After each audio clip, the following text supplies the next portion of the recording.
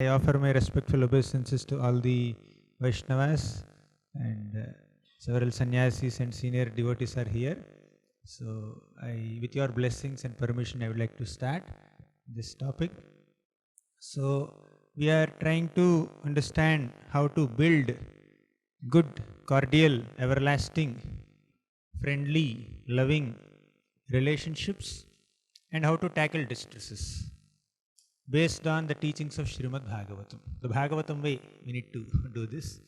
So I will refer to several shlokas and also some pastimes from Srimad Bhagavatam that give us these two specific teachings on how to build relationships and how to tackle distresses.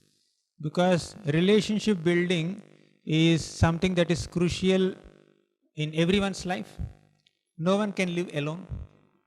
Although sometimes some people may prefer to be in seclusion, no one can live forever in isolation, right?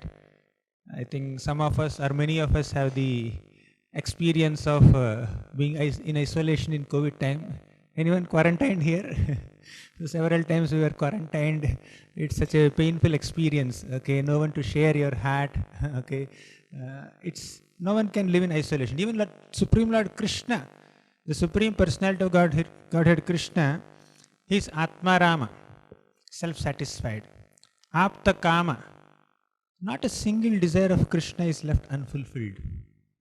Except the three desires that Kaviraj Goswami refers to in Chaitanya Charitamrita. We will not get into the secrets of Krishna's heart. But Krishna is, according to Tattva, he is Atma Rama, he is Apta Kama, he is Purna Manoratha. All his desires are fulfilled, automatically fulfilled. Still, Krishna desires the pleasure of loving relationships with his own devotees. When Durvasa Muni came to the Supreme Lord Vishnu in Vaikuntha, when Sudarshan Chakra was chasing Durvasa Muni, he went to Vaikuntha seeking Lord Vishnu's shelter, right? So what did Lord Vishnu say? I am not independent. Even my own opulences do not give me any pleasure without my devotees. I cannot enjoy my own opulences, my own abode, my own powers without the assistance and without the relationship with my own devotees. So therefore even Krishna is dependent on his devotees to seek pleasure, to seek juice in loving relationships, in Vatsalya Rasa, in Madhurya Rasa, in Dasya Rasa. So devotees connect with Krishna in different relationships and Krishna relishes the pleasure of those relationships. He is Akhila Rasamrita Murti. So Krishna is Vibhu and we are Anu. Krishna is the Supreme Lord and we are minute, infinitesimal parts of Supreme Lord Krishna. Mamaivamsho Jiva Loke, Jiva Bhutaha Sanatanaha. We are small amshas of Krishna. If he is seeking pleasure in relationships, we also seek pleasure in relationships, right? So let's try to understand this topic of relationships. Then we will go to the distresses part in the second half. Spiritual life is not meant to give up relationships. Sometimes people have this understanding that when someone takes to spiritual life, when someone chants Hare Krishna, especially when someone enters Brahmachari ashram, so people get scared. Oh, he wants to give up all relationships, right? So spiritual life is not meant to give up relationships, but to expand the scope of our relationships by identifying everyone as a member of Krishna's spiritual family. We are all family members of Krishna. His Holiness Lokanath Swami Maharaj was speaking on Vasudaika Kutumbam. We are all members of Krishna's spiritual family. You know that shloka in Bhagavad Gita? Vidya Vinaya Sampanni Brahmane Gavihastini Shunichaiva Swapakecha Panditaha Samadarshinaha. So one who has Vidya, even a Gnani also can understand that different living beings, although they are in different bodies, there is a spiritual equality. How much it must be true in the case of a devotee. A devotee is one who identifies spiritual equality behind the bodily differences. Bodies may be different, but inside there is Amsha of Krishna, there is soul. So if every soul is a child of God, then every soul is naturally connected to every other soul through God in the center. So Krishna is the center of our relationships. So in a regular, like for a regular person, relationship is like I have a connection with another person through this body. There is a biological relationship. And in our family, there are 4 people, 10 people, 15 people. So I have a relationship with them. So these are relationships connected with the body. But there are relationships with soul as the center. Krishna is the center. So Krishna connects everyone.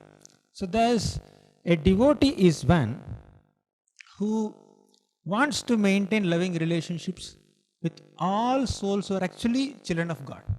So does spirituality arrest relationships? Does spirituality eliminate relationships? Now let's see the prayer of Parikshit Maharaj. Before that, let's see these 2 qualities. Bhagavatam shlokas. Ajata shatravaha shanta sadhavaha sadhubhushanaha. So a devotee is one who is ajata shatru. His shatru is never born. A devotee has no enemy. Devotee never sees anyone as enemy. Devotee doesn't hold any grudge, envy, hatred, negativity towards any living being, including those people who want to harm him. And suhurdaha sarvadehinam, these are all Bhagavatam shlokas, qualities of Vaishnavas, where a devotee likes to have friendly relationships with sarvadehinam, all living beings. Not just few people, not just few family members, okay? Not just members of one's own family or street or district or state or country or caste, etc. Suhurdaha sarvadehinam. Devotee loves to maintain friendly relationships with all living beings. This is the example of Parikshit Maharaj. Parikshit was cursed to die within 7 days. He knows he's going to leave this world within 7 days. But Parikshit was not concerned about where he is going. Parikshit is not concerned whether he is going back to Godhead, whether he is able to enter the Goloka Vrindavan or Vaikuntha. Even if he has to come back in this material world, Parikshit has no problem. He says, Punascha bhuyat bhagavatyanante. You also recite? Ratihi prasangascha tadashrayeshu mahatsu yam yam upayami srishtim maitriyastu sarvatra namodvijebhyah punascha bhuyat bhagavatyanante. If I have to take birth again in this world, I don't mind. I'll take birth again. But I want 3 things. He has 3 desires to be fulfilled. Number 1, Bhagavati Anante Ratihi. Love for Krishna. Rati for unlimited Lord Krishna. Number 2, Prasangascha tadashrayeshu. Association of devotees of Krishna. Then third, Maitriyastu sarvatra namo dvijebhyah. Maitri sarvatra. I want friendly relationships with all living beings. So this is the aspiration of a devotee. A devotee doesn't eliminate anyone. Devotee is willing to cultivate loving relationships with all living beings. Maitriyastu sarvatra namo dvijebhyah. Sarvatra. He wants friendly relations with all living beings. But how practical it is. Right? There is no discrimination. We want to make friendship with everybody. Every living being. Tiger, like Lord Chaitanya Mahaprabhu can do that. When Mahaprabhu is going in Jharkhand forest, so he saw a tiger sleeping there. Mahaprabhu would kick the tiger with his divine lotus foot. And says, Tiger, get up, say Hari, Hari. Tiger gets up and says Hari, Hari. Okay, and if we try to do that, Tiger, get up, Hari. Mahaprabhu can embrace a tiger also. If we embrace a tiger, that will be the last embrace of our life.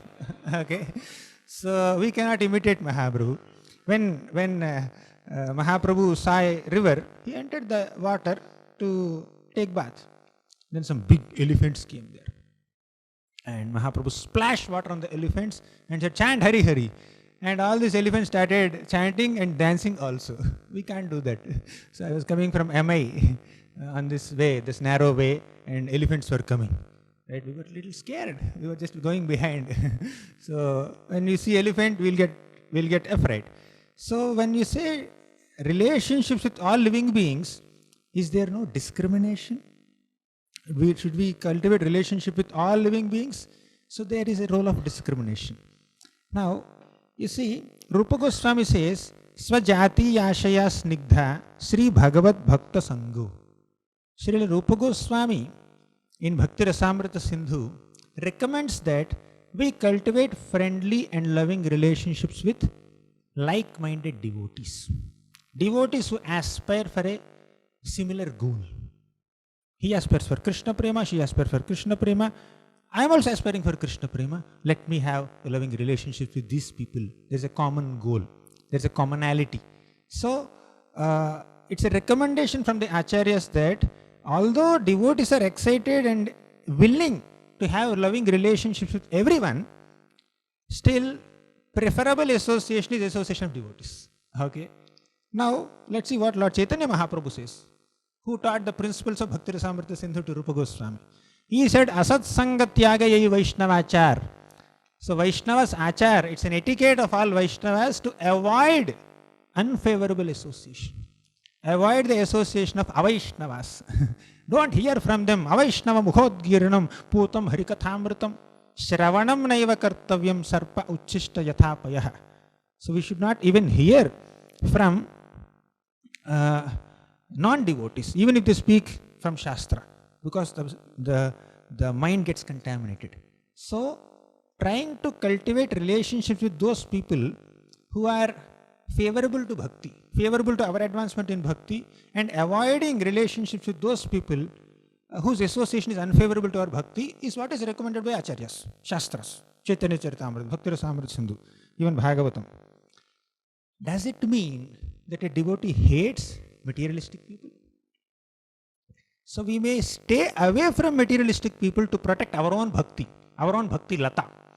It's a small creeper, right? It's just growing. So when it is growing, we can't expose it to big animals. When an animal comes to a small plant, when a goat or a cow comes to a small plant, the plant's life is gone. The plant is completely devoured by that cow or goat. But when the plant grows into a big tree, the same cow, the same goat will come and sit under the shelter. Tree is unaffected. Tree can give shelter. Initially, tree when it is a plant, it can be devoured by the cow. But when the plant becomes a tree, it can give shelter to the cow. So therefore, depending on the level of one's advancement in devotional service, one should carefully avoid bad association. It's like kabaddi. Prabhupada went to the West and then made those people into devotees. Right? He is not influenced by the materialistic association in that place, but he influenced them with his spiritual association. So when one has the bandwidth, then one can do that. One can associate with even materialistic people to convert them into spiritual seekers. Right? So when a devotee meets a materialistic person, potentially that materialistic person, so-called materialistic person, is also devotee. He is a soul. He is a part and parcel of Krishna. If he is trained nicely, then he can also become a devotee. Right? Seeing that potential, seeing one's own potential in inspiring such kind of people, one can associate with them to give association, not to take association. But at heart, there is no hatred. There is no envy. There is no negativity. There is no grudge. But there is compassion. So the way we connect with people who may not be practicing bhakti is the spirit of compassion, not hatred. Right?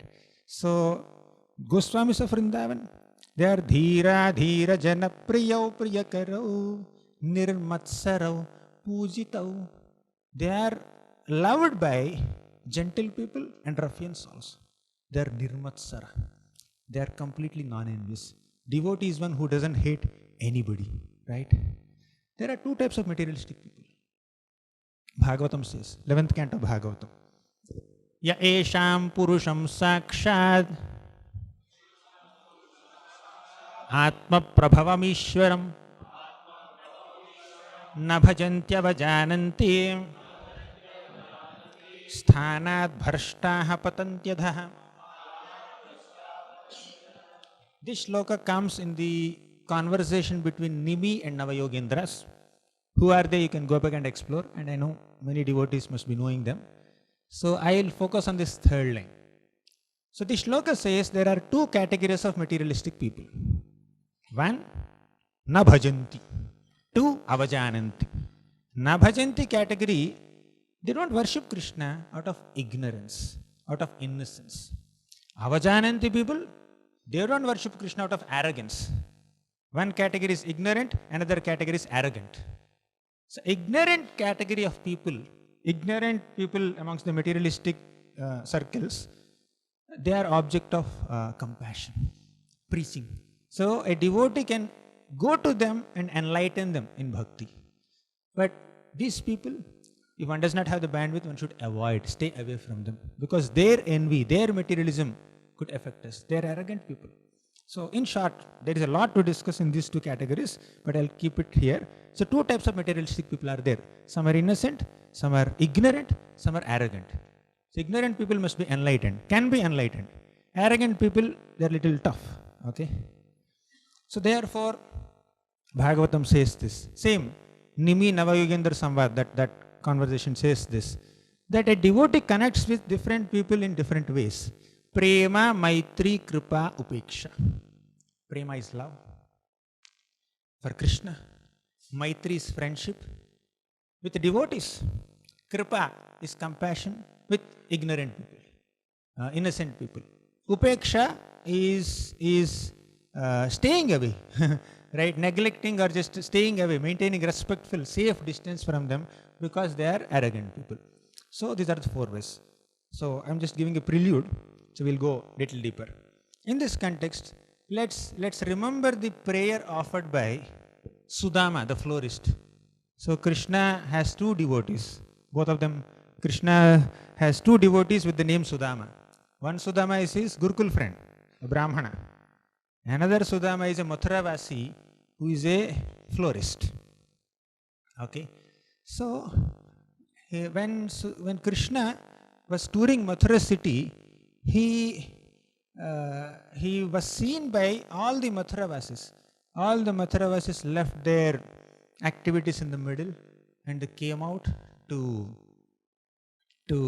see Krishna. Some people were eating food, they left the food in the middle, they came running to see Krishna. Like that, all the Mathuravasis became very eager to see Krishna. Apparently, it seems that Krishna is touring Mathura city. Right? He is seeing Mathura city.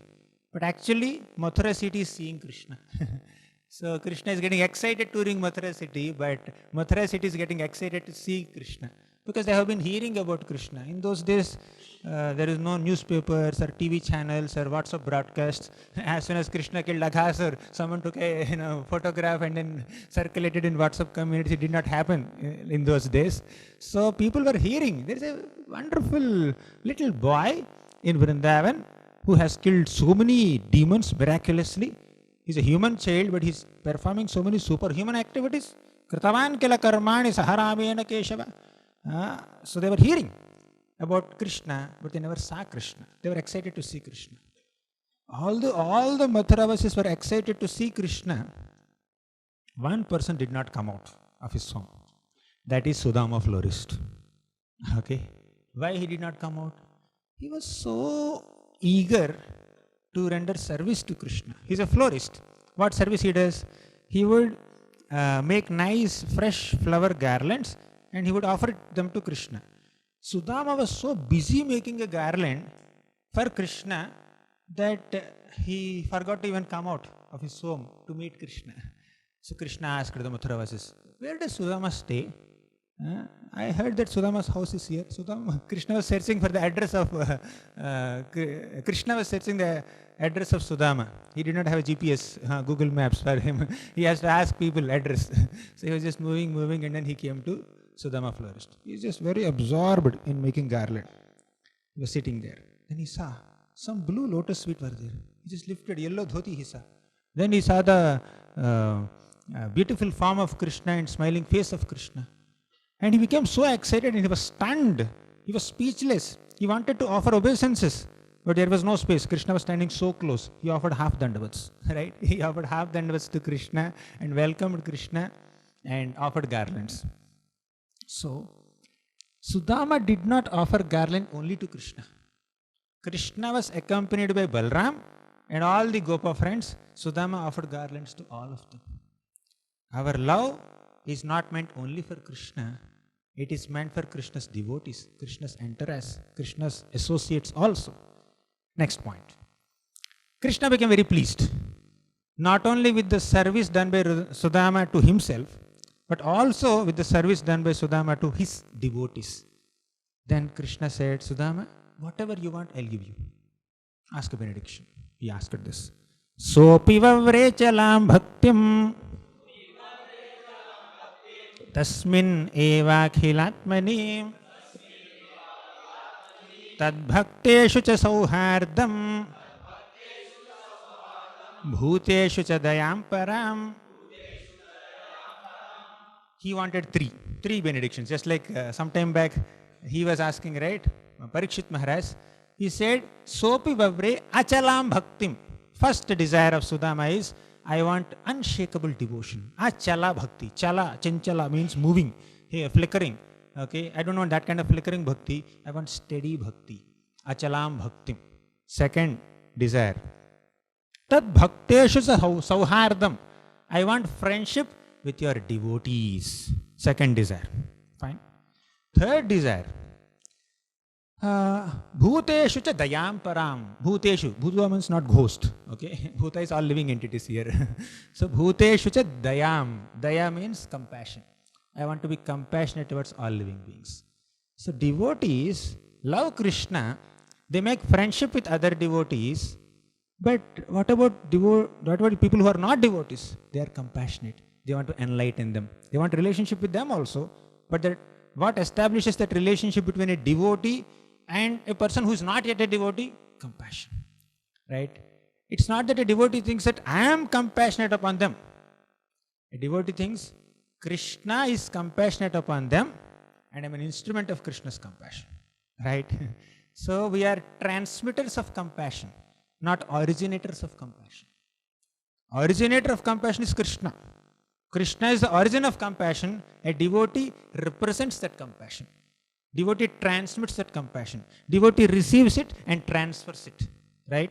So, this is how a devotee wants to connect with others also. With people who are not practicing bhakti also. So, now, we discussed about relationships. By default, we are all related to each other with Krishna in the center.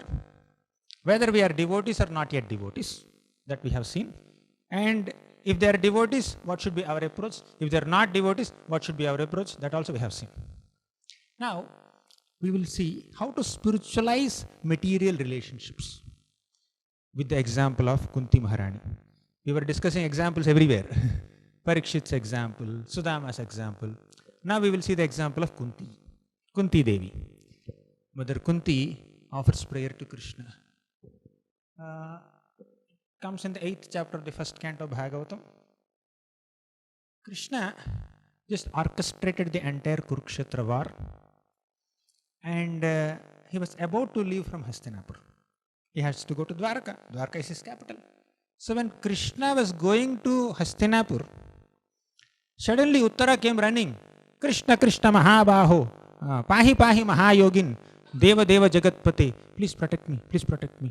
I don't see anyone else who can give me fearlessness. Na anyam toda bhayam pashyed yatra mrityu parasparam. She offered prayer to Krishna and to cut the long story short, Krishna entered within Mother Uttara's womb and protected Parikshit Maharaj and then he was about to leave. At this moment, Mother Kunti came and she said many things. But one thing that she said was, Krishna, are you leaving us now? You are leaving from Hastinapur? My sons, Pandavas, they became victorious in this battle of Kurukshetra. And my sons are in power now. Still there are so many inimical kings. They may harm them. They need your assistance. They need your help. They need your protection. Please stay here in Hastinapur. Continue to shower your merciful glances upon my children, my sons, Pandavas. Then suddenly Kunti Maharani got a thought. Oh, I am praying for the safety and protection of my sons. What about Vrishnis? They are my parental family, right? I came from Vrishni family and joined this Pandava family, married Pandu and joined this Pandava family. Now I am praying for my husband's family. And I wanted Krishna to stay with my husband's family. What about my parents' family? If Krishna stays here, who will protect them? Krishna should go there. That was her next thought. And her next thought was, why am I getting caught up in these partialities? Sometimes I'm thinking about the safety and protection of my sons. Sometimes I'm thinking about the safety and protection of my parental family. I'm getting too much into materialistic thoughts, right? I'm thinking too much about my family. Then she said, Atha Vishvesha Vishvatman Vishvamurte Svakeshu me Sneha Pashamimam Chindi Dradham Pandushu Vrishnishu. Oh Vishvesha, oh Vishvatman, oh Lord of the universe, oh super soul of the universe, please cut this strong knot of family affection that I have with Pandus and Vrishnis. She says, Sneha Pasha Mimam Chindi. Cut this strong relationship that I have with Pandushu and Vrishnishu. Dradham means very strong relationship. Pandus, I have a relationship with Pandus, Pandavas and Vrishnis also. I am praying for both of them. I am caught up in these partialities, right? You should be with them, you should be with them. Cut this bondage. Cut this knot of affection. Cut this knot of family relationship. Okay? So why is she praying like that? And after cutting this family relationship, what exactly she wants to do? Next sloka. Tvayimenanya vishaya matir madhupate sakrit ratim udvahata dadham gangevaugham udanvati Tvayi me ananya vishaya matir madhupate sakrit. Oh Madhupati, let my mati flow towards you. Let me always think of you. Let my thoughts, feelings, desires, emotions be always running towards you. Just like Ganga flows towards ocean despite so many obstacles. Right? Tvayi me ananya vishaya matir madhupate sakrit. Ratim udvahata dadha gangevaugham udanvati. So she wants to cut her relationship with Pandu's family and Vrishni's family, and she wants a relationship only with Krishna. So does it sound very extreme? Like in contrast with Parikshit's prayer and the prayer of who is that Sudama? Parikshit said, I want loving relationships, friendly relationships with all living beings. Sudama made it little more explicit. He said, I want relationships with devotees and compassion for general people. And our Kunti says, I want relationship with you only, not even my family members. Vishnu Chakravarti Thakur clarifies this. It's not that she wants to cut relationships with Pandavas and Vrishnis. Okay, I was surprised. I was so surprised with this when I first read this book, right? I was surprised.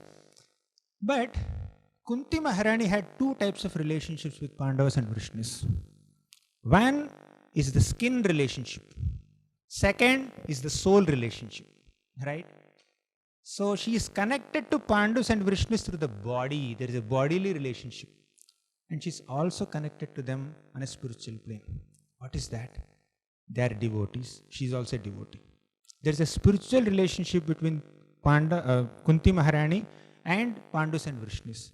But there is also a family relationship, bodily relationships. Okay, they are my sons, they are my parents, like that. So please cut that material aspect of our relationships. Let me not love them because I have a bodily relationship with them. Let me love them and serve them because they are your devotees. So we can spiritualize material relationships also. But if we commit offenses to devotees, if we criticize devotees, if we behave inimically with other devotees, then we are materializing spiritual relationships, right? So we can either spiritualize matter or materialize spirit. So let us not convert our spiritual relationships into material by inducing envy and pride and other undesirable qualities in our behavior with other devotees, but let us spiritualize our material relationships also. When we identify other living entities as connected with Krishna, naturally we are acknowledging our spiritual relationship with them. Okay? So in the third canto of Bhagavatam, Lord Kapila teaches his mother Devahuti. Very popular episode, very philosophical episode. One of the strong and deep philosophical episodes of Bhagavatam. So in this episode, Kapila says that somebody may worship me with excellent ingredients, brilliant worship, with all procedures and all mantras, chantantras, etc. But if that devotee has three things, I am not pleased with that worship. What are they? Number one, avagna. If a devotee who worships Krishna disregards other living beings, Krishna is not pleased with that worship. Avagna. Second is dvesha, envy. Third is avamana, insult or criticism. So, in short, if one hates other living beings, if one disregards or offends other living beings, he says other living beings, not even devotees. Devotees, it becomes much serious, more serious. Okay? If one is inimical or having hatred or grudge or envy toward negativity towards other living beings, whether they are devotees or not, one cannot please Krishna. Krishna says this kind of worship is pouring oblations into ashes. When you have some sticks in a yajna kund and you are chanting mantras and you lit fire and then pour ghee, that is called yajna.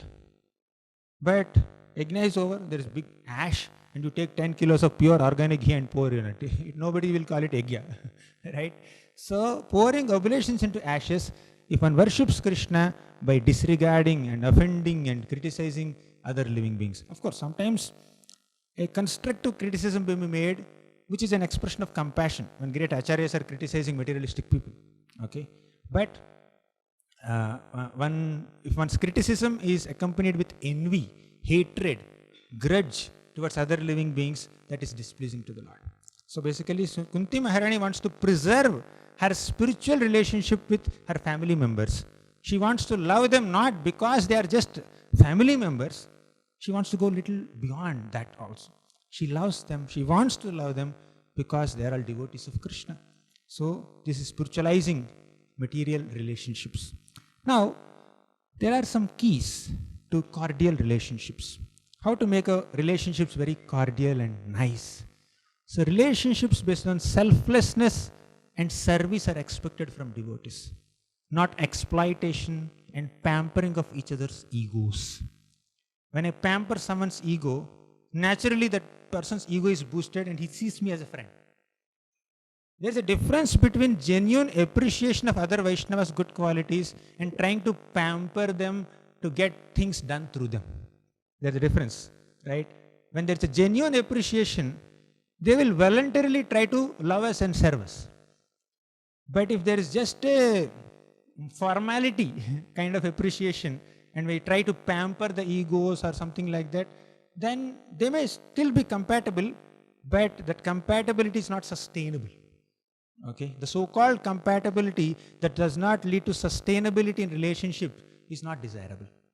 So relationships must be based on selflessness and service, not exploitation and pampering each other's egos. Right? The upkeep of wholesome relationships require sensitivity. Right? Sensitivity, empathy, sympathy, love, forgiveness, ability to forgive, at least when the mistakes are very small, honest mistakes, right? And gratitude. Gratitude is a foundational quality to sustain relationships, and a willingness to support each other through difficulties, through happiness and distress. So these are a few pointers. And further, again coming back to Rupa Goswami's teachings, Rupa Goswami gives another formula in which there are 6 keys. Dadati pratigrihnati guhyamakhyati prichhati bhunkte bhojayate chaiva Shadvidham Priti Lakshanam. So giving gifts and accepting gifts. Tadati Pratigranati. Guhyamakhyati Pruchati. Sharing hearts and confidence. When they are trying to share something, let's listen with an empathetic ear. Let's spare some time. Right? At least when it is practical. And when we want to share something, we actually need some friend who can listen to us. Similarly, that need is there in others also. Let's try to empathetically hear.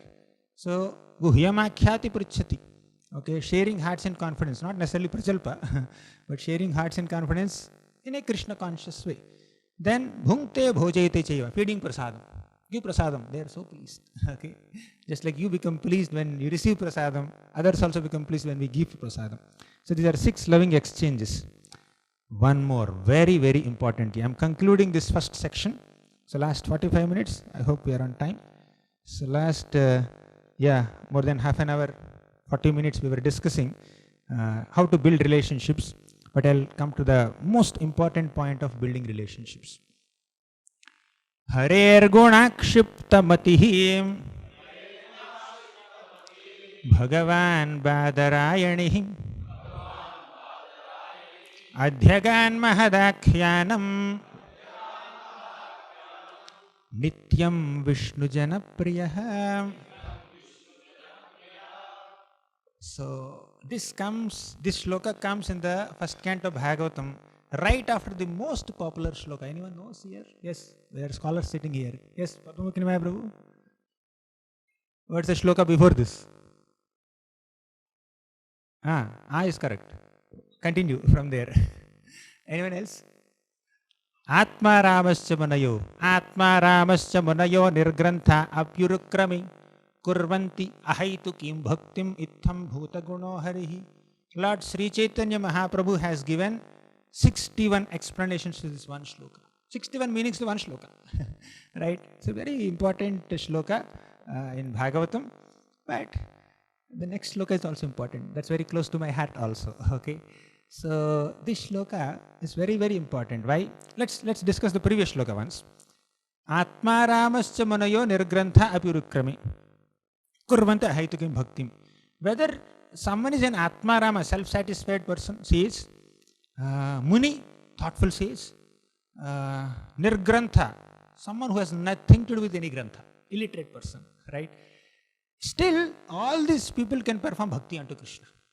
Right? All these people can also perform bhakti unto Krishna because Itham Bhuta Guno Harihi, Lord Hari has such wonderful qualities that can attract the hearts of even Atmaramas, even Munis, even Nirgranthas.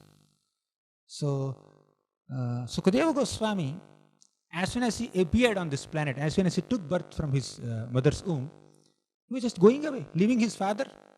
And Vyasadeva is running behind Sukadeva Goswami, saying that, my dear son, please stop, today is your birthday, I want to celebrate your birthday, please come back, you did not undergo any samskaras also, please come back.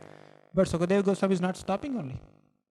Then Vyasadeva got an idea, I should get my son back somehow or the other. He wrote Bhagavatam, right? He selected some important shlokas from Bhagavatam. He told some of his students, my dear students, come here, take these shlokas, run behind my son Sukadeva Goswami, go in front of him, recite these shlokas. And these disciples of Vyasadeva recited these shlokas. And Sukadeva Goswami heard these shlokas and he became so attracted to the personality whose glories and whose qualities are described in these shlokas. Okay. Then he became attracted and he came to these people and said, hey, you're chanting some shlokas. The meaning is so brilliant. Who is that personality who is being described in these shlokas? Are there more shlokas like this? Right? Who wrote these shlokas? I want to know. Then all the students said, your father is the author of the book Srimad Bhagavatam. And we are reciting these shlokas from Bhagavatam only. If you want, you can meet him. Okay? Welcome. Then Sukadeva Goswami came running to his father. He said, my dear father, Vyasadeva, I heard you have written a wonderful book about Krishna. His qualities are so brilliant. So can you please teach me? So then Sukadeva Goswami sat in the class of Vyasadeva and heard entire Srimad Bhagavatam. Okay. Coming to this shloka. Harer guna kshipta matihi. Sukadeva Goswami is an Atmarama. Thank you. Sukadeva Goswami is an Atmarama. He is always self-satisfied. He doesn't need anything beyond his self-satisfaction. Okay.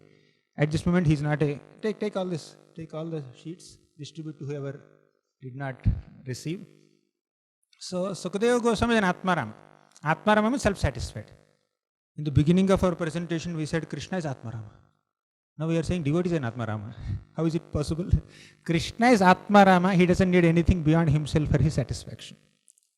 A devotee is also called Atmarama because a devotee is satisfied in satisfying the self-satisfied. He doesn't need anything beyond that for his satisfaction. So, devotee is satisfied in service. Okay. Therefore, he is also Atmarama. Okay. So, Sukadeva Goswami is an Atmarama. He is a self-satisfied person. But he became attracted. Ittam bhuta guno harihi. He became attracted to Krishna's qualities as described in Srimad Bhagavatam. When you hear Srimad Bhagavatam, when you study Srimad Bhagavatam sincerely, our hearts will become attracted to Krishna's qualities. Harer guna kshipta matihi. When the mati, when the heart or the mind of Sukadeva Goswami is completely captivated by the qualities of Lord Hari, Harer guna akshipta matihi, Bhagavan Badarayanihi Adhyagan Mahadakhyanam. Mahadakhyanam refers to Bhagavatam. Adhyagan, he studied Bhagavatam. By study of Srimad Bhagavatam, his mind got completely captivated by Krishna's qualities. He developed love for Krishna. He heard few shlokas, his mind got captivated. By tasting little bit of Bhagavatam, just by seeing a trailer of 30 minutes, 30 seconds, he become attracted to watch the full movie of 3 hours. Right? Like that, Sukadeva Goswami saw the trailer of just few shlokas from Bhagavatam, his mind became attracted. Then he studied the whole literature, complete Bhagavatam. Then he became a lover of Krishna. He became attracted to the qualities of Krishna. Harer guna akshipta mate. His mind became completely captivated by Lord Hari's gunas. Right? Then what happened? Last line. That's why I kept it in a different color. Nityam Vishnu Jana Priyaha. He became very dear to Vishnu Janas. Who are Vishnu Janas? Devotees. Vaishnavas. Nityam Vishnu Jana Priyaha. Means all the devotees of Krishna became very dear to Sukadeva Goswami. Nityam Vishnu Jana Priyaha can also have another meaning. All the devotees of Krishna became dear to Sukadeva Goswami, and Sukadeva Goswami became dear to all the Vishnu devotees. So, this is one important key that I want to highlight today. Apart from so many keys that we discussed from beginning in the last 45 minutes, when we study Srimad Bhagavatam, when we hear Srimad Bhagavatam sincerely and develop some attraction towards Krishna's qualities, naturally we start respecting other devotees because they are connected to Krishna. Other devotees start loving us because we are loving Krishna. So that relationships that are based on mutual attraction towards Krishna are more sustainable, are spiritual. Devotees, relationships that are based on pampering each other's egos, relationships that are based on just, exploitation, they are not sustainable. Right? I have some work with this person, then only I will interact. No work, no interaction. Right? No love, no affection. If you are busy, that's a different thing. But the point is that an inclination to connect with all living beings on a spiritual plane is what is being exhibited by several acharyas and several shlokas of Bhagavatam are teaching us. Here Sukadeva Goswami is a very wonderful example because he became attracted to Krishna. He developed love for Krishna by hearing Srimad Bhagavatam. He naturally loved every devotee and every devotee started loving him. The love between two devotees is based on how much they are attracted to Krishna. Right? The more we love Krishna, the more number of devotees we love. Okay? The less is our love for Krishna, the more is our criticism and hatred towards other devotees. Right? It depends on love for Krishna. Love for Krishna is a very big thing. Yes, here it means, here Srimad Bhagavatam, Adhyagan Mahadakhyanam. This Mahadakhyanam Srimad Bhagavatam, Adhyagan, he studied. It studied and heard by Sukadeva Goswami. That's how he became attracted to Krishna's qualities. and that is the basis of his loving relationships with other devotees. Right? So, how to intensify that relationship with Krishna's qualities? Right? How to absorb ourselves in that spiritual relationship with Krishna that sustains our relationships with other devotees. Spiritual discussions for sustainable relationships. Now, let's recite a couple of shlokas from Bhagavatam that emphasize how devotees interact with each other. Parasparanukathanam pavanam bhagavadyashah mithoratihi mitha trushtir nivrittir mitha atmanah. Paraspara anukathanam. If we regularly, mutually discuss the qualities of Krishna, discuss Krishna Katha, Pavanam Bhagavad Yashaha, because that is Bhagavad Yashaha. Bhagavad is Krishna. Yasha means glory of Krishna. So Pavana means it completely purifies us. So glories of Krishna will purify our hearts. When the glories of Krishna are discussed by devotees of Krishna, the hearts of those devotees become enlivened. The hearts of the devotees will be purified by when they allow the spiritual sound vibration of Krishna's glorification to enter their ears. So what will happen by this? Three important outcomes of spiritual discussions with other devotees. One, mitho ratihi, our rati, our attraction for Krishna is improved. Mithaha tushtir, satisfaction of the heart is another important outcome. Mutually, mitha is mentioned. Then nivrittir mitha atmanaha. Nivritti means one's attraction towards material world and material desires is nullified. So when we discuss Krishna's pastimes, discuss Srimad Bhagavatam with other devotees, two things will happen. Three things we mentioned already. I'm speaking two more things.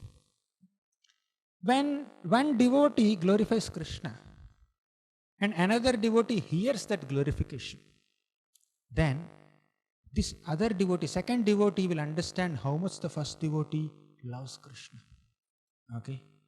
And the first devotee later hears from second devotee when he is glorifying Krishna. Thus, you appreciate each other based on how much you love Krishna. That will naturally improve your relationship. So when we are sitting together and discussing Gita and Bhagavatam, we are making our relationships more and more loving and sweet, and we are also cultivating relationship with Krishna together.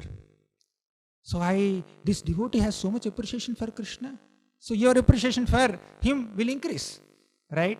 So like that, your relationship with other devotees will increase, and your relationship with Krishna will also increase. Individually and collectively, we can improve our relationship with Krishna by spiritual discussions. So we are intensifying our relationship with Krishna and other devotees by bringing in the culture of discussing Harikatha when we meet each other.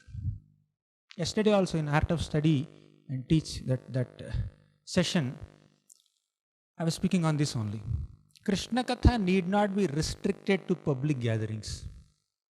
Krishna Katha need not be spoken only in official forums where there are 100 devotees or 1000 devotees gathered and there is a sound system, there is mic, there is an amplifier, there is a camera, there is a PowerPoint, there are slides, there are handouts. Yes, this should continue. Krishna Katha need not be spoken in a Zoom call where 100 people are attending. Okay, Krishna Katha can be discussed with just two devotees. Two people sit together and discuss. That first thing should happen. Second thing also can happen. And it should happen. So the more we inculcate this culture of bringing in Krishna Katha in our personal conversations, private conversations with each other, the more we love Krishna collectively, and also we develop relationships with other devotees. Our relationships with other devotees will become more enlivening, everlasting, spiritualized when we start sharing our appreciation for Krishna, our love for Krishna, right? So one more shloka. Krishna says, Machitta madgata prana bodhayantaha parasparam kathayantascha mam nityam tushyanti cha ramanti cha Madchitta Madgata Prana. Devotees are those people who constantly think about Krishna and they dedicate their lives to Krishna. Madgata Prana. Prana is life. Okay. Now you take a fish out of water and put it on the shore. Give it pizza. Give it burger. Give it AC. Give it car. Give it bungalow. Fish is not satisfied till the fish is put back into the water. Similarly, you take the devotee out of association of devotees. The devotee cannot survive. You take the devotee out of holy name, right? You take away holy name, feedback from him and Bhagavatam from him. Devotee cannot survive, right? Devotee survival is dependent on feedback and Bhagavatam and Vaishnava Sangha. So, Madchitta Madgata Prana Bodhayantaha Parasparam. They teach each other. They enlighten each other. On what? Krishna's glories. So, a devotee glorifies Krishna, another devotee hears. The other devotee glorifies Krishna, this devotee hears. Thus, they appreciate each other. Okay, they love each other. Their relationship will be more sweet because it's based on their love for Krishna. Okay, so together we increase our love for Krishna. Together we increase our love for each other, relationship with each other when we discuss Bhagavatam. Right?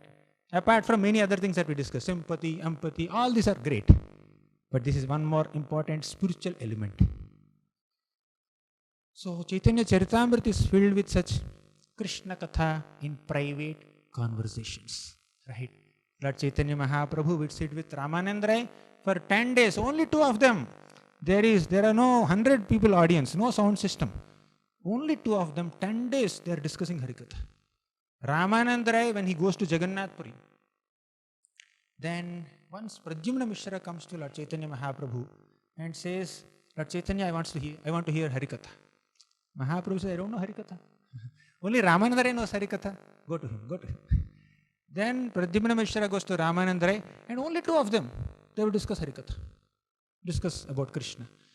Then after that, Mahaprabhu says to Pradyumna Mishra, he says, you are the most fortunate person because you have developed an inclination to hear Harikatha. One who wants to hear Krishna's glories is the most fortunate person. Okay. So, when you discuss Harikatha with other devotees, we become fortunate and we also become more fortunate by cultivating loving relationships with other devotees. Rupa Goswami, Haridas Thakur, they would sit in Haridas Thakur's hut. They discuss Harikatha. Sanatana Goswami and Haridas Thakur, only two of them. They discuss the glories of Krishna. Sometimes third person, Lord Chaitanya would come and join them. 3 people, 2 or 3. Private conversations, Prajalpa is not happening. The discussion about latest iPhone models is not happening. The discussion about latest cars and some gossip about other people and some current affairs, that's not happening. One may discuss many things according to the need of the hour, definitely. Some services require certain discussions, we cannot avoid that. But if we also bring in the culture of glorifying Krishna in our private, personal conversations, that's an effective way of building relationships and also building relationship with Krishna. So friendly relationships amongst devotees actually please Krishna, right? So Krishna becomes very impressed. Now we'll discuss another example from the 4th canto of Bhagavatam. This is from the Prachetas. Varam vrinidham bhadram vo यूयं मे नृपनन्दनः सौहार्देन पृथक् धर्मां तुष्टोऽहं सौहृदेन वा तुष्ट aham. Who is speaking this to whom? Lord Vishnu is speaking this to these 10 princes Prachetas. They are good friends. They are brothers. They have a blood relationship, family relationship. They also have a spiritual relationship.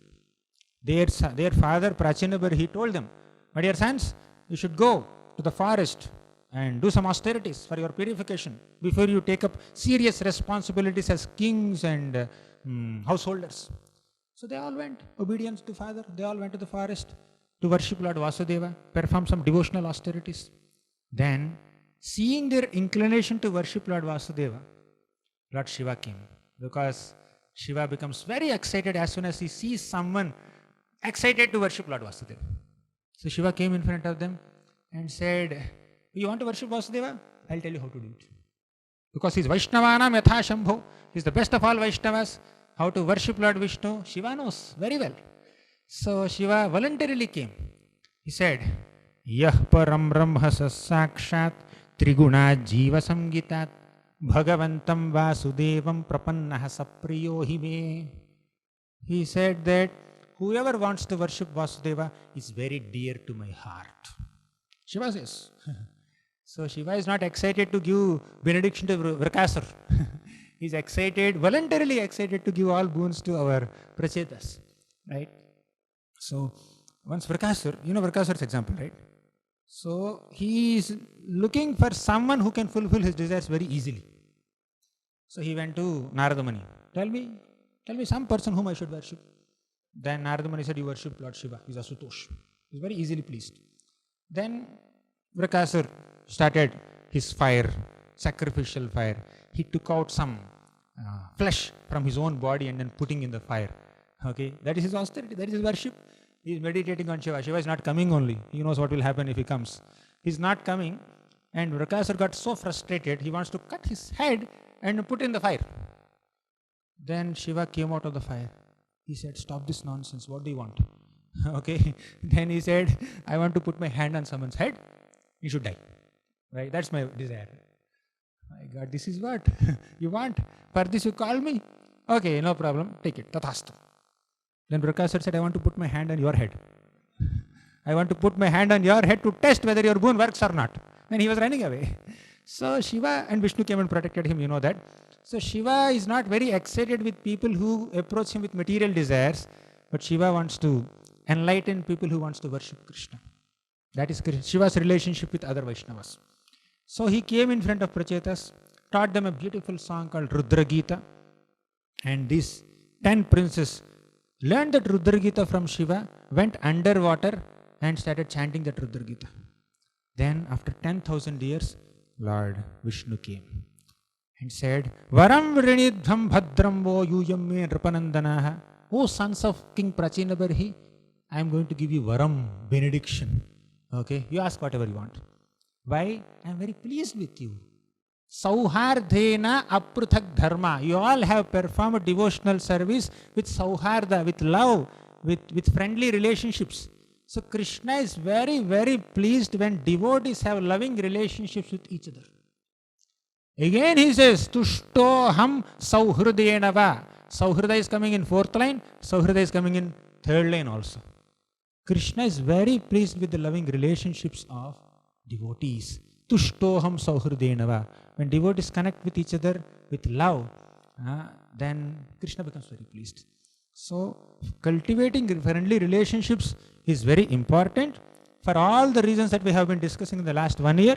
1 hour, not 1 year, 1 hour.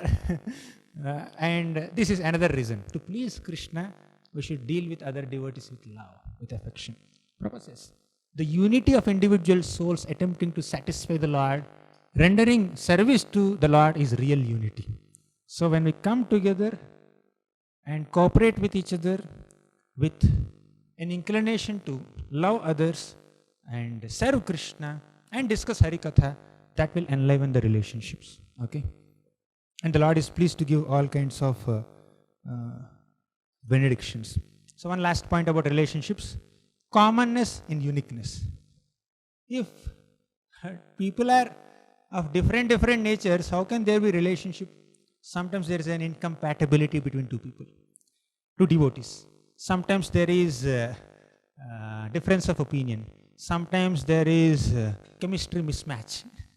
So what can be a more variegated group of devotees than the Pandavas?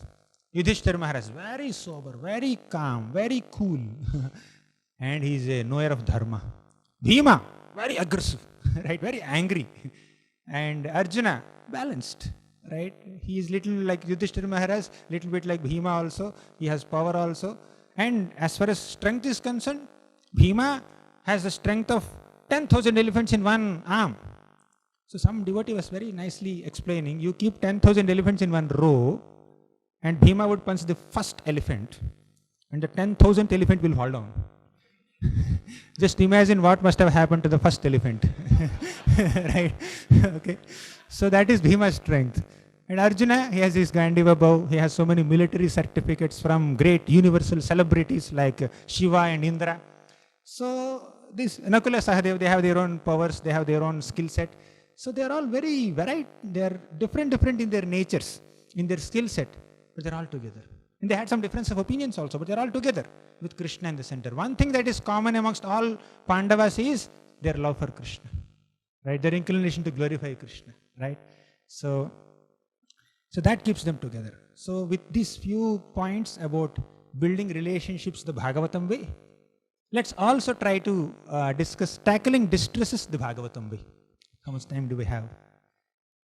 Yeah, we still have enough, half an hour. So tackling distresses the Bhagavatam way.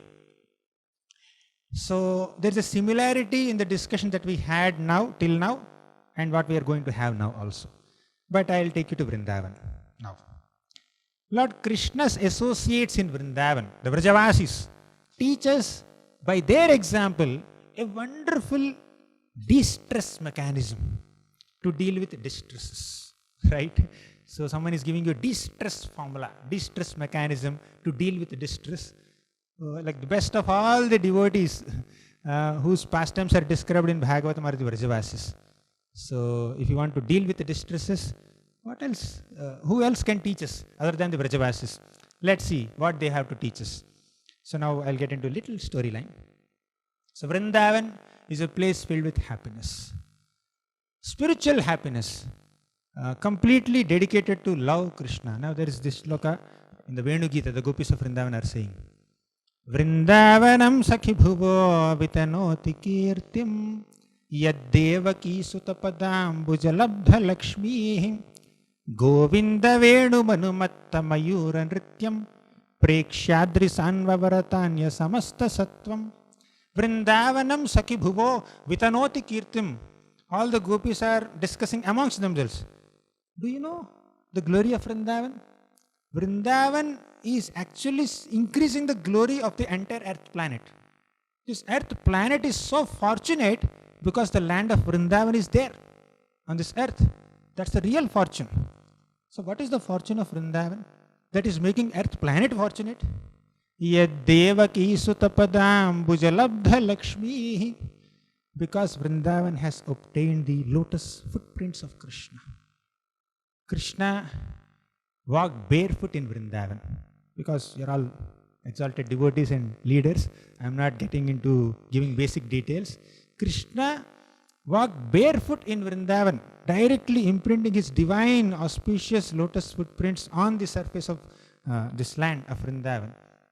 So, Vrindavan is so fortunate. And even in Dwaraka, Mathura, Vaikuntha, many other places where the Supreme Lord manifested himself in multiple forms, he was walking with shoes. But in Vrindaranya, Lord Krishna walked barefoot. In Dandakaranya, Lord Ramachandra also walked barefoot. Actually, he was having some footwear, but Bharat came and took them. Okay. So coming back to Vrindavan, so Vrindavan is a place filled with happiness. However, there is a daily danger in Vrindavan. Daily there is some calamity in Vrindavan. So when Krishna is a little child, Putana came and attacked him. Right? Vrindavan is filled with distresses also, not only happiness. I spoke about the happy part of Vrindavan. And one more thing about the happiness of Vrindavan. Brahma Vimohana Leela episode says this. Yatra naisarga durvairaha sahasan ribrigadayaham mitrani vajita vasa datarashanadikam. Yatra naisarga durvairaha. By nature, some living entities have enmity.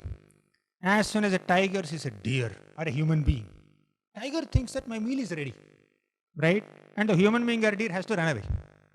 But in Vrindavan, tigers and deers or human beings, they stay together in transcendental friendship.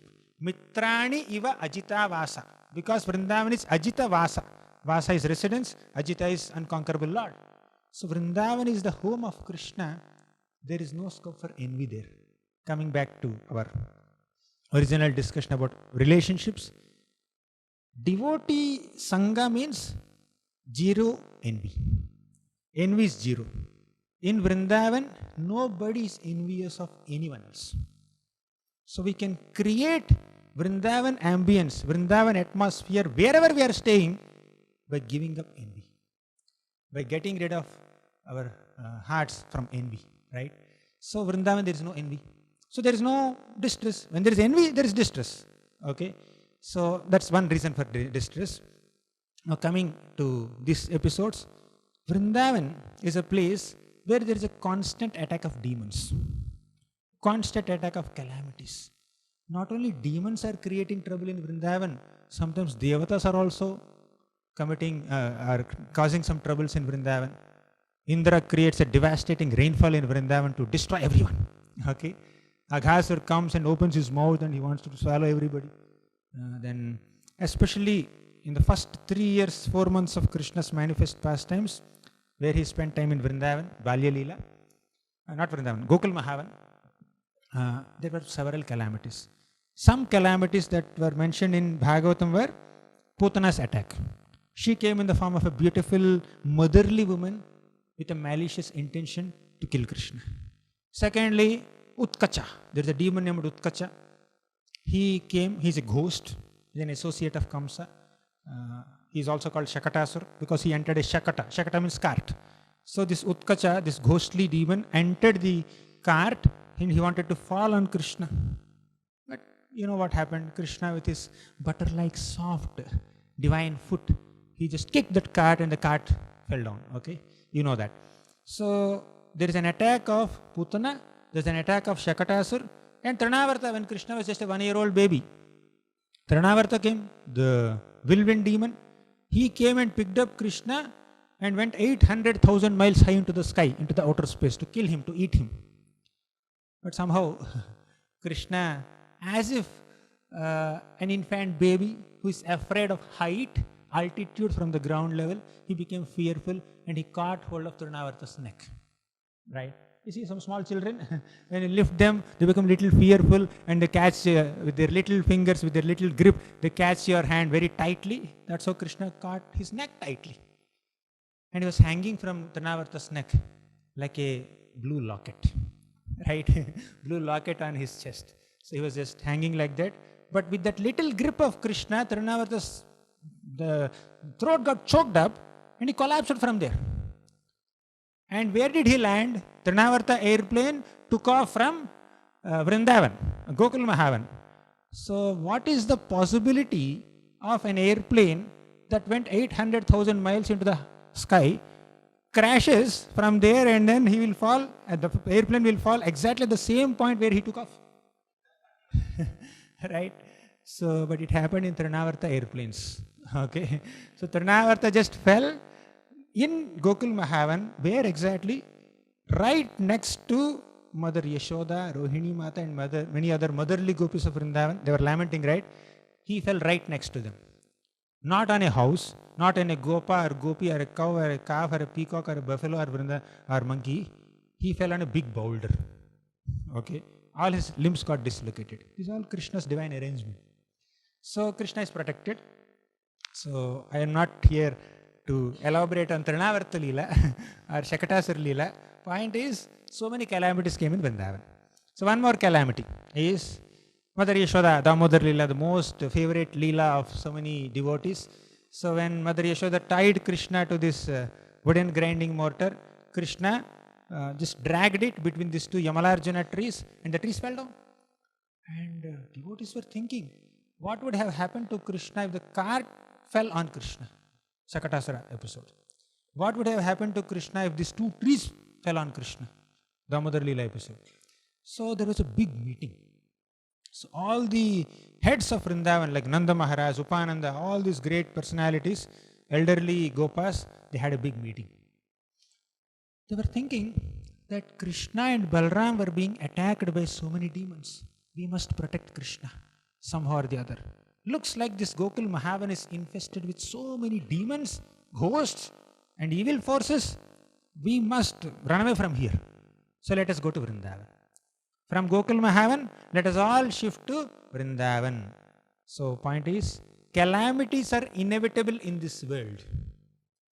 Calamities, difficulties, distresses are inevitable in this world, even if it is Vrindavan. Okay?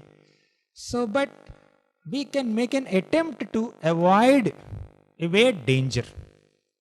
So, just because calamity is inevitable, miseries are very common, that does not mean we don't do anything to counteract miseries. We have to take our measures by God-given means to counteract the miseries. That's what all these Gopas did. They thought, let us shift to Vrindavan. So they kept Krishna and Balram along with their mothers, Yashoda and Rohini, on a cart, and so many cows and carts, bullock carts, they were just going. Old people, children, then Gopas, they all shifted from Gokul Mahavan to Vrindavan. They are not village dwellers. They are not city dwellers. They are not town dwellers. They are mountain dwellers. All the Vrajavasis are mountain dwellers and forest dwellers. They stay in forest, Vrindavana, right? So they can shift from anywhere, from one place to another place. So they wanted to avoid danger. They shifted from Gokul Mahavan to Vrindavan. So did that have any impact? The reason for their shifting from Mahavan to Vrindavan is there are so many demons that are attacking. Okay, so let's see what happened after they shifted. When they shifted, Krishna is just about 3 years old, little more than 3 years old. They gave Krishna the charge of little calves. Take these calves, go to the nearby forest and then tend them, and evening you come back. Take this lunch back. That's the training that is given in this cowhead community of Vrindavan. So Krishna was given that charge. So Krishna went along with all the Gopas and Balram with the little calves.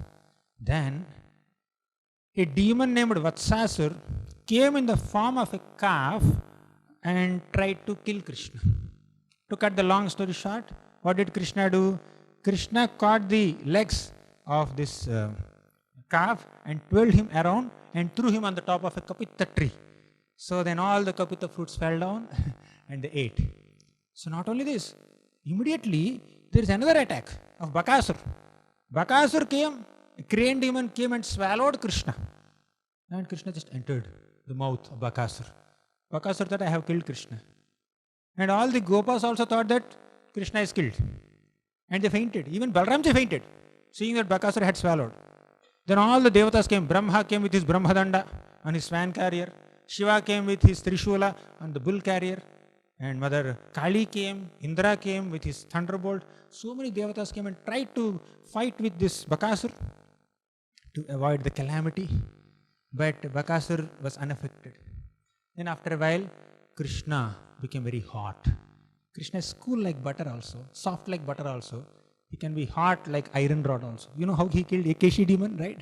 So he kept his hot iron rod like hand in the mouth of Keshi and he killed. So like that Krishna has killed Bakasur also.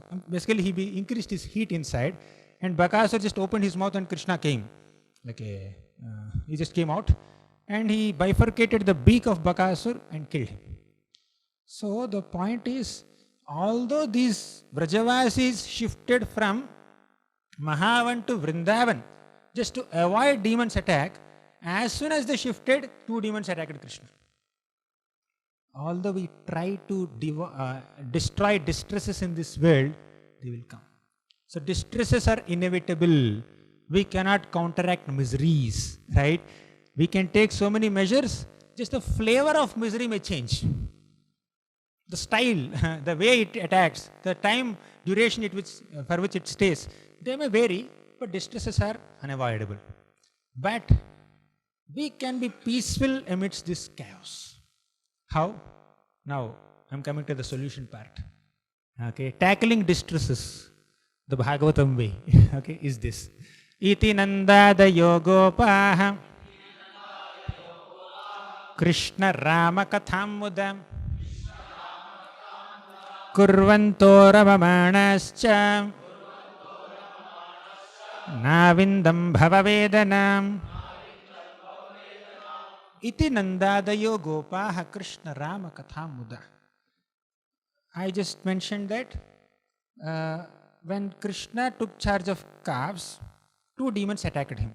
One is Vatsasur, second is Bakasur.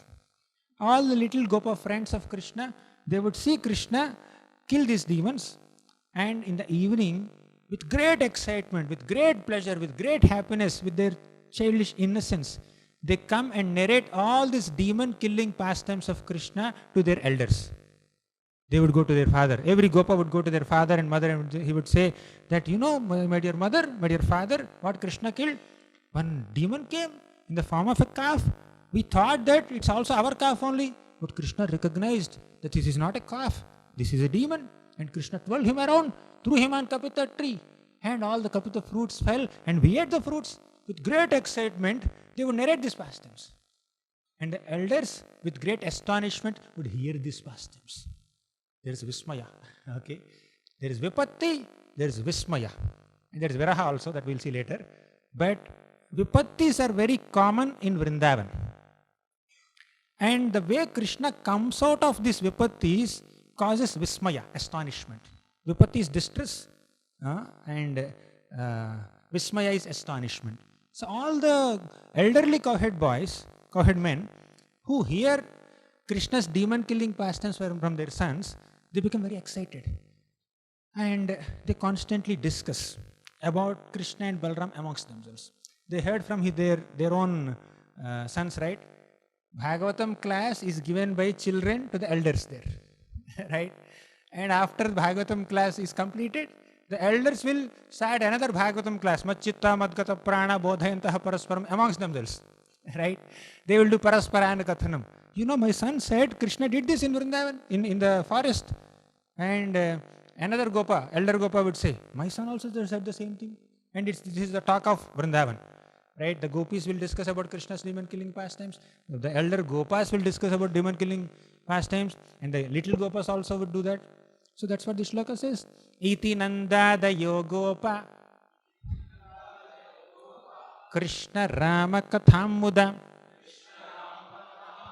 In this way, the Gopas of Vrindavan and Gopis of Vrindavan, they are discussing the pastimes of Krishna and Balaram with great happiness. Kurvanto ramamanascha. This is something similar to Machitta, Madgata Prana, Bodhayantaha Parasparam, Kathayantasya Mam Nityam, Tushyanticha, Ramanticha, Ramamanascha. So they are very happily discussing.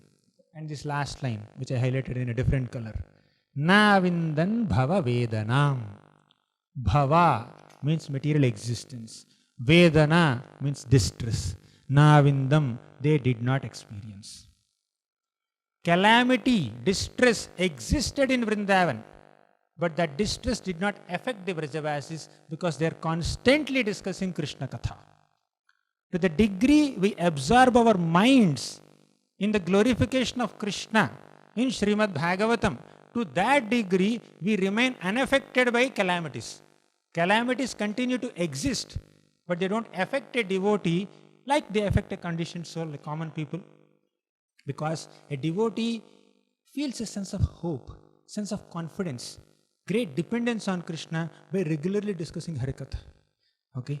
Now, Prabhupada writes, this is coming in the 11th chapter of the 10th canto of Bhagavatam. 11th chapter. Prabhupada translated Bhagavatam till which chapter? 13th chapter. So 13th chapter means just a couple of chapters before that. One chapter is there in the between. So Prabhupada during his last days is making this statement. Let's see. This is a practical example. If we follow the footsteps of Nanda Maharaj and the Gopas, we can all be happy simply by discussing the activities of Krishna.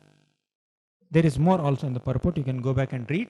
So we can remain unaffected by miseries. We have to deal with the miseries, of course. We have to deal with dangers. We have to deal with difficulties and distresses. But we can remain unaffected by them to the degree we become affected by Krishna. To the degree our minds and hearts become completely affected and absorbed in Krishna's glories. So building relationships, same point. Discuss Harikatha with other devotees. Tackling distresses, same point. Discuss Harikatha with devotees. So when we absorb our minds in discussing Krishna's pastimes, as they are discussed in Srimad Bhagavatam, to that degree we can build good relationships and also tackle distresses very effectively, right? We may do the needful, okay, apparently, whatever is needed, we will do the needful, but at heart, we will not become so depressed, discouraged, demotivated, disappointed, or we don't become dysfunctional when there is a distress, right? Because there is a great sense of confidence when we discuss about Krishna by studying Srimad Bhagavatam. Bhagavatam in the beginning it says, etadhiyatura chittanam matra sparshechaya muhu bhavasindhu plavo drashto harichiryanuvarnanam etadhi atura chittanam. Atura chitta means a mind filled with deep anxiety. Okay. Why the minds of people are filled with anxiety? Matra, sparsha, ichhaya, muhu. The conditioned soul is constantly trying to bring his senses in contact with sense objects, aspiring for sense pleasure. But they are not getting pleasure. They are getting distress. So attempts to gratify one's senses will bring distress. Already there is distress. We try to aggravate that distress by making attempts, ati prayasa, to get material happiness. But that endeavor for sense happiness will plunge us into deep distress. And it is like Bhava Sindhu. It is like ocean of material existence. But to come out of that ocean of material existence, we need a boat. We can't swim. However expert we may be at swimming, we are in the middle of the ocean. Shore is nowhere seen. How long we will swim? 1 hour, 2 hours, 10 hours, 10 days? We can't swim. And any shark may come and catch us. Okay, any whale may come and catch us. Any crocodile may come and catch us. Right? Therefore, an expert swimmer also will not be able to come on the shore of an ocean if it's in the middle of the ocean. So that our situation is like that in this material world. But we can come out of it by Haricharya Anuvarnanam, by constantly discussing Lord Hari's pastimes in our discussions with other devotees. So, calamities, distresses are inevitable but not unavoidable. Right? They are present in this world, but we can avoid them. So, like a river is there, on a flowing river, ripples are constant, right? Can anyone stop ripples on a river? Similarly, no one can stop miseries in this material world. Can anyone stop rain in monsoon? No one can stop. But you can take an umbrella, right? Right? You can take an umbrella of Bhagavatam, umbrella of Harikatha in Vaishnava Sangha. That will safeguard us from the rain of material miseries. Therefore, this shloka comes. Srimad Bhagavatam Purana Mamalam Yad Vaishnavanam Priyam. One more shloka. Dharma Projita Kaita Votra Paramo Nirmatsaranam Satam Vedyam Vastavamatra Vastu Shivadam Tapatrayon Moolanam. Tapatraya Unmoolanam. You know what are the tapatrayas, threefold miseries? Bhagavatam's one characteristic is to uproot the threefold miseries. Bhagavatam has the formula of tackling distresses. Bhagavatam can destroy miseries. How can a book destroy my miseries? Okay. So, Adhyatmika, Adibhautika, Adidevika. Can a book destroy my fever? My COVID virus? When mosquito is biting me, this book will protect me. When it's raining too much, when sunlight is too much, will Bhagavatam protect me from sweating? Right? So Bhagavatam will not exactly stop the threefold material miseries, but Bhagavatam will equip our consciousness with the necessary maturity to see misery as mercy. It is not tapa now, it is kripa. Right? So when we take shelter of Srimad Bhagavatam in the association of devotees, we can see tapa as kripa. We can see misery as mercy. How? I must have done some misdeeds in the past. And Krishna is purifying me by giving me this reaction. And in fact, Krishna is very merciful to minimize my suffering by reducing the punishment. And thus, he is purifying me. He is very merciful. Let me continue my bhakti. That's what Bhagavatam teaches us in the other shloka. Where is that? Tattenu kampam susamikshamano Bhunjana eva atmakritam vipakam Hridvag visargo Hridvagva purbhir vidadhan namaste Jivetayo muktipade sadaya bhak. Lord Brahma says, miseries in this material world are inevitable, but a mature devotee is one who continues to experience the material miseries as a result of one's own past misdeeds and continues to take shelter of Krishna, especially by hearing from other devotees, by absorbing oneself in spiritual discussions with other devotees. We can equip our intelligence with scriptural wisdom, nourish our hearts with the sweetness of Krishna's pastimes, and focus our minds on Krishna's holy names, and engage our senses in Krishna's services, and thus remain unaffected by the temptations and tribulations in this world. This material world is filled with so many temptations. When we give in to those temptations, we invite tribulations, right? But if we give in to the discussions of Bhagavatam with other devotees, then we can tolerate the temptations and avoid tribulations. Okay? So this is the Bhagavatam way of dealing with distresses. So I'll conclude with this one last example, a spiritual sky ride. I have only 2 minutes. Okay? When you're traveling in an airplane, from that altitude, you can see all the pathways, all the roads, all the buses and trains and autos and human beings and electric poles and rivers and lakes, very tiny, very small, right, like matchboxes, when you're traveling there. Similarly, when you're traveling in the airplane, spiritual airplane of spiritual intelligence, okay, then from that altitude of spiritual consciousness, all the material problems will look tiny. We have to deal with them. But when we are standing on the ground only, but we'll try to elevate our mind, our hearts on a higher spiritual plane, simple living, high thinking, right? When we elevate our hearts to meditate on higher spiritual truths, from that altitude, naturally, the material problems will become very tiny. Somebody asked Prabhupada, there are so many problems. Prabhupada said, problems? There are problems. I only see service to my spiritual master. Right? In one's attempts to perform service to spiritual master, there could be so many problems, but a devotee accepts them with grace and continues to serve. Right? This is called spiritual sky ride. So when the intelligence, when the mind, when the consciousness becomes spiritual by studying Srimad Bhagavatam, by discussing Srimad Bhagavatam with other devotees, we will be able to see these small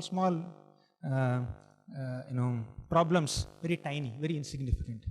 When someone is walking on a road, there's a traffic signal, 5 minutes, 10 minutes, 20 minutes, it's not going green. You're standing there. But if you're traveling in a flight, no traffic light can stop you, right? Similarly, when we are in material consciousness, every single red light will block our movement. 6:15 charge is also over. There's an indication to conclude. So other things are there in the chart. But in conclusion, basically whether to build relationships with other devotees or to tackle distresses that are inevitable in our life, we have to do one thing. There may be other solutions, right? We can learn many things. But in this one little seminar, I just want to highlight this one solution.